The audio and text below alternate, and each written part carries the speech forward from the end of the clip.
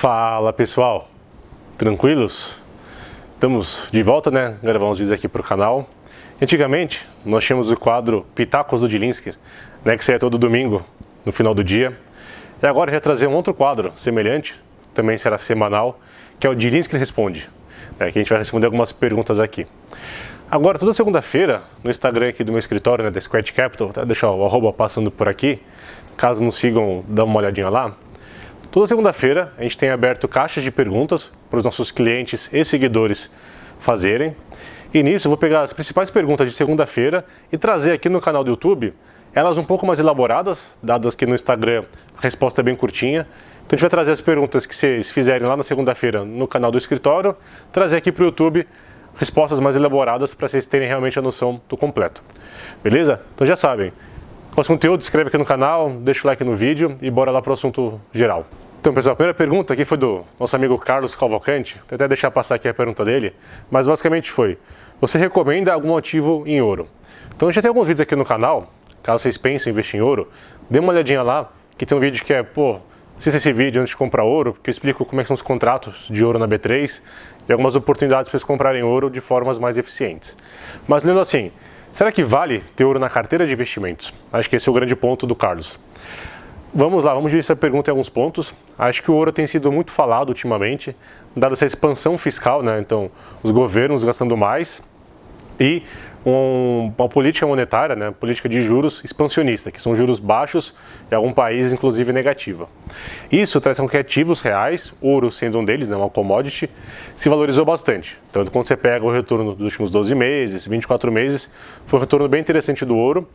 Quando você pega os contratos da Bolsa, que é o OZ1D, 2D e assim vai, eles têm o dólar embutido, que o dólar subiu ainda mais nesse período, então parece que o ouro foi o melhor ativo de todos na carteira. Isso trouxe que muitas pessoas perguntassem, vale a pena ter ouro? Não vale a pena ter ouro? Ponto legal, o ouro é usado muito para proteção, né? Então as pessoas associam o ouro como uma forma de proteger a carteira e não para gerar um alfa, um excesso de retorno muito alto. Então aqui, claro, depende da sua carteira de investimento, né? Depende de alguns pontos, a gente vai abordá-los. Então você tem uma carteira talvez muito arrojada, então uma carteira 50%, 60% de ações, pouca exposição lá fora, talvez faça sentido assim você ter um pouco de ouro. Porém, nesse cenário expansionista, né, que a gente pode colocar de fiscal expansionista e monetário expansionista, ativos reais se valorizam. Então as ações é um desses ativos que vão se valorizar. Se você pegar o S&P 500, né, então as bolsas lá de fora, subiram muito nos últimos anos, até nosso próprio Ibovespa. Então, ativos reais como todos, empresas de commodities, né, commodities vão se valorizar, minério de ferro deve subir bastante. Então, são outros pontos que se valorizam nesse mesmo cenário que as pessoas falam que o ouro deve se valorizar, esses outros ativos vão valorizar. Um ponto bem negativo para o ouro é que ele não gera caixa, né? Ele é um ativo que ele simplesmente vai lá, você ganha por vender ele mais caro, você não ganha dividendos, não é uma empresa que produz algo. Então você tem que comprar mais barato e vender mais caro para ter algum tipo de retorno no seu investimento. Então market timing na compra e na venda, assim, a hora de comprar e a hora de vender é muito importante.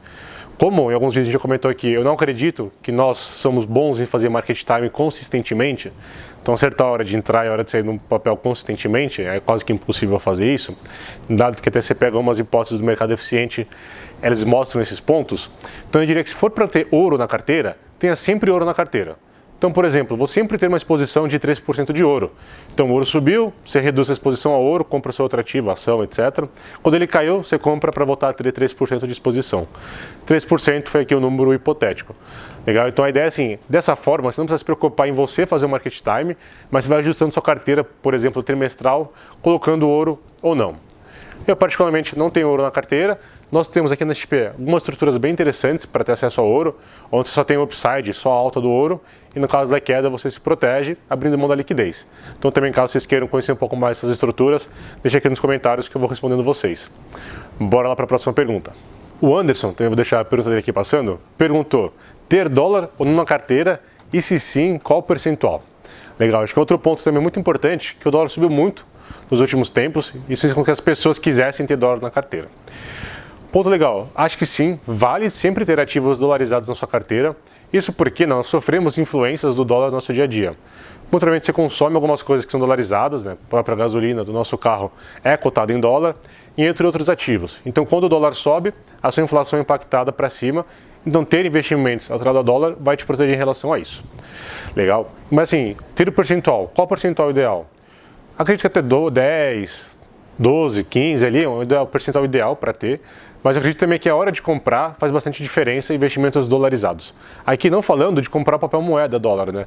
Mas, por exemplo, comprar uma ação dolarizada, um fundo dolarizado, algum ativo gerador de renda em dólar. Então hoje nós temos uma visão bem pessimista para o dólar, dada essa situação global como um todo.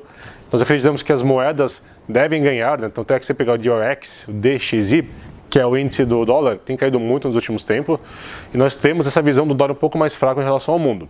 Então, muito provavelmente, nas carteiras dos nossos clientes aqui hoje, nós temos colocado muito pouco, quase nenhum fundo dolarizado.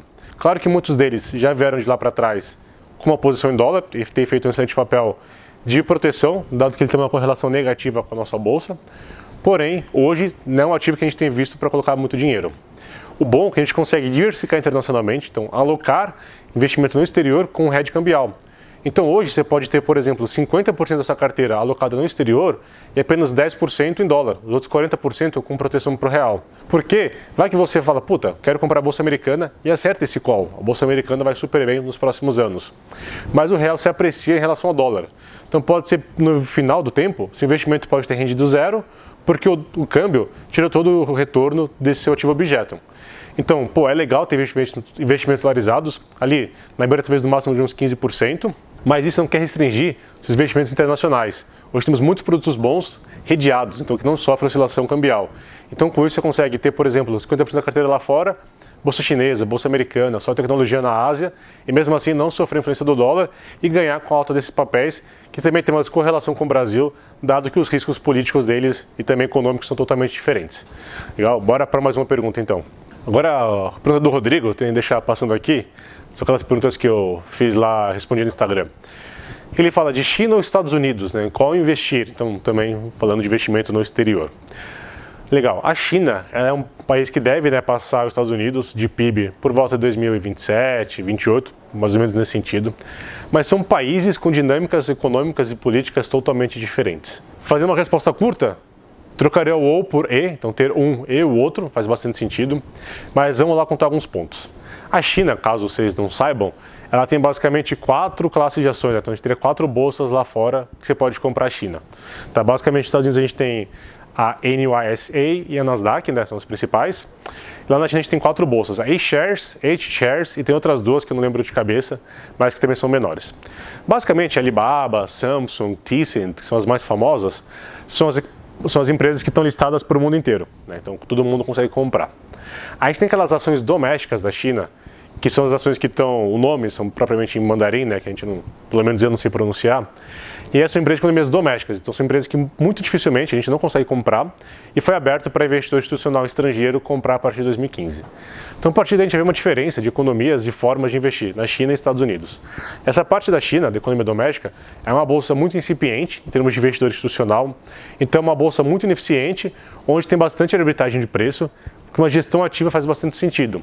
Então a gente tem um fundo do JP Morgan que retornou desde 2015 mais de 20% ao ano nessa bolsa. Então, um excelente investimento. Além disso, a gente tem, por exemplo, um fundo da Wellington, que é All China. Então compra todas as bolsas da China, qualquer empresa da China. Que é até que o índice de referência, que o MSCI All China também compra, que é o benchmark deles, podemos colocar o IBOV deles. Legal, então assim, China é outra dinâmica, a empresa da tecnologia está acontecendo, uma política um pouco diferente, a gente pode colocar assim. Já os Estados Unidos, a maior economia do mundo, a China deve ter um crescimento maior nos próximos anos, mas os Estados Unidos têm a moeda ainda, que é a moeda de troca deles, e além disso eles também vão ter a questão de poder imprimir o dinheiro quanto eles quiserem, que é o que eles estão fazendo agora. A gente acredita que isso um dia vai ter alguma consequência, mas até lá a gente não sabe qual vai ser essa consequência, o que vai acontecer. Então, tem umas vantagens, também as empresas de tecnologia, Facebook, Google, Amazon, elas são empresas que o The Winner Takes It All, né? Então o melhor leva tudo. Que até uma analogia legal de fazer, que por exemplo, se você é um médico, se você é o melhor médico do Brasil, você tem uma hora, né? Você tem agendas que você pode cumprir, mas se você trabalha muito, 14 horas por dia, então legal, você tem 14 horas por dia, você não atende todo mundo no Brasil, então você vai ter espaço para um segundo melhor médico atender, por terceiro melhor médico, e assim por diante, porque o melhor não consegue atender todos. Tecnologia é diferente. Se o Google é o melhor provedor de busca, ele consegue atender o mundo inteiro. Então ele não precisa ter um segundo melhor provedor de busca, se o primeiro atende tudo. Então ele tem uma economia de escala que nas empresas tradicionais não existe. Porque numa empresa tradicional, a partir de um ponto de crescimento, você tem uma deseconomia de escala, se perde por crescer. E no Google não, por winner takes it all, então ele consegue sempre crescer melhorando as suas margens. Então, o ponto que a gente tem essas empresas listadas nos Estados Unidos, né, que são americanas, elas acabam sendo globais, porque a receita vem do mundo inteiro, mas também é um excelente ponto de tê-las na carteira. Então, acho que eu trocaria o ou da pergunta do Rodrigo para e, ter um pouco de cada, um pouco mais de Estados Unidos versus China, dado o risco dos países, sendo que a China, né, a gente viu o caso da Alibaba e do Chang Meng, né, que é o CEO deles, falou uma coisa que o governo não gostou, ficou 30 dias ali no banco, sem saber o que estava acontecendo, e a ação sofreu bastante no período. Então, a gente poderia colocar que a China tem um pouco mais de risco, também logo tem um upside um pouco maior, e aí teria os dois, uma exposição um pouco maior Estados Unidos e mundo versus a China. Legal? Bora então para a última pergunta do vídeo de hoje. Boa, essa pergunta aqui do Eduardo aqui também deixar passando.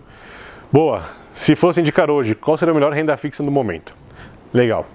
Hoje, né, eu até fiz alguns vídeos aqui falando da Selic, que a Selic não morreu, mas não está 2%. Qual que é o ponto? Hoje, a renda fixa, temos excelentes produtos que vão render super bem. Tá? Você pode até estar achando meio estranho falar isso, mas hoje, por exemplo, o ano passado e esse ano a gente vai ter títulos pagando inflação, mais 4,5% ao ano, isento de imposto. Se a inflação vier a 4%, então é esperado, isso te dá praticamente quase 9% ao ano, isento de IR, sem oscilação, né? Podemos colocar assim, sem tanto risco. Então hoje, nosso principal medo que a gente tem no Brasil é de inflação, dado pass-through do câmbio, né? Lá muito alto. Pass-through é quanto que você vai poder passar para a economia de fato quando a gente tiver essa reabertura de economia, dada essa expansão fiscal que o Brasil fez em menor escala, mas também fez comparado com os Estados Unidos. E além disso, nosso teto dos gastos, né, e nosso lado fiscal. Caso a gente tenha um fiscal mais deteriorado, isso traz mais inflação para a população. Então, nosso grande risco que a gente olha hoje para o Brasil, né, podemos colocar assim a inflação. Então, por isso, a gente tem optado por renda fixas, títulos que nos protejam disso, os IPCA+. A gente vai ter crédito privado, títulos de empresas isentos de imposto, alguns CDBs que também fazem isso. Então, a gente tem algumas alternativas que tem que ter um horizonte de investimento um pouco mais longo, diria de 3 anos para cima pelo menos, mas investimentos vão te proteger da inflação, que hoje nós olhamos que é o grande risco para o país, e todas as nossas carteiras, nossos investidores têm um percentual alocado nessa classe de ativo para se proteger nessa catástrofe. Então, por mais que seja otimista com a bolsa, vale a pena ter uma proteção lá em renda fixa, a não ser que você esteja acostumado a perder 50% do seu patrimônio em poucos meses, como na crise do coronavírus, e ficar muito tempo com esse patrimônio com 50% de rentabilidade negativa.